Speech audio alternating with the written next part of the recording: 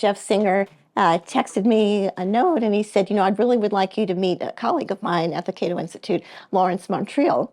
And he said that he's the Cato's Director of Government Affairs, and he's been involved with the Veterans Administration. And he would like to work with us. He'd like to be part of our partnership and talk about getting prescriptive authority in the VA. And that's something that many of you have been working on, that we all know is extremely important for all of our military men and women and families to be able to have access to prescribing psychologists, and they don't. It just doesn't make, again, just doesn't make any sense to us. So I'm so happy to welcome Lawrence Montreuil to our evening tonight. And if you could please speak about your history in working with the VA with the issue of prescriptive authority. And then, of course, after tonight, because it doesn't begin and end tonight, we're going to continue our relationship and continue to work with you, because the more people we have working together from as many organizations as possible, more partnership organizations, the better off that we're all going to be. So now I present to you Lawrence Montreuil from the Cato Institute. Very much appreciate the opportunity. As Dr. Singer mentioned earlier, the Cato Institute really comes at this from an ideological perspective. So for those of you who may not be familiar, we're a public policy research organization in Washington, D.C., whose really mission is to advance a solution based on individual liberty, limited government, free markets, and peace. So we're 501c3, nonpartisan. We don't lobby, but our mission is really to educate lawmakers and policymakers on good policies. And as a result of Dr. Singer's paper, which congratulations on the award, very well deserved, on expanding access to mental health care by reducing barriers for prescribing psychologists, one of the topics of discussion has been at the Department of Veterans Affairs, where I'm sure most of you are aware that psychologists are not currently allowed to prescribe medication.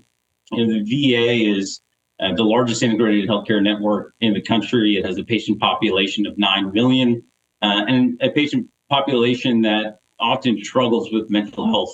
1 in 3 veteran patients at VA are diagnosed with some kind of mental health condition that they seek assistance at VA. And unfortunately, there is a shortage of providers at VA, but most concerningly in the mental health space. In 2022, the Department of Veterans Affairs Office of the Inspector General issued a report that looked at where the severe provider shortages were at the Department of Veterans Affairs. And concerningly, 2 of the top 5 were mental health providers, both psychiatrists and psychologists. So this discussion was being had back in 2020 in the context of a omnibus veterans mental health package that the House Veterans Affairs Committee was putting together. And there was a hearing on September 10th, 2020 on this issue in particular, and there was a discussion draft for a bill called the Veterans Compact Act that looked at how can we improve access to care and reduce barriers to care for mental health at the Department of Veterans Affairs.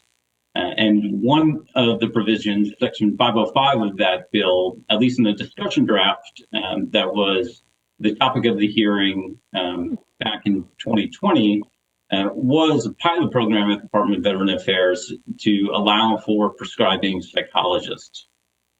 So that there was a number of different organizations that participated in that hearing and submitted statements for the record at that hearing.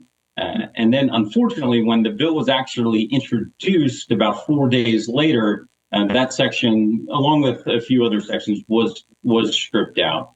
The bill did go on to pass with a number of other mental health provisions, but that pilot program, unfortunately, was not a part of the final version of that bill. So, really, Dr. Singer's paper on expanding access and reducing barriers, focusing on prescribing psychologists, was the catalyst for the Cato Institute to get involved in this conversation and start socializing that policy proposal with members of Congress. So there certainly, as of late, have been some promising discussions, and there has been interest surrounding the issue. And It's an issue we'll continue to have conversations on, in hopes that those barriers to care at the Department of Veterans Affairs will be reduced. So again, thank you so much for having me, and I look forward to continuing working with you all on this issue. Really, really appreciate your partnership.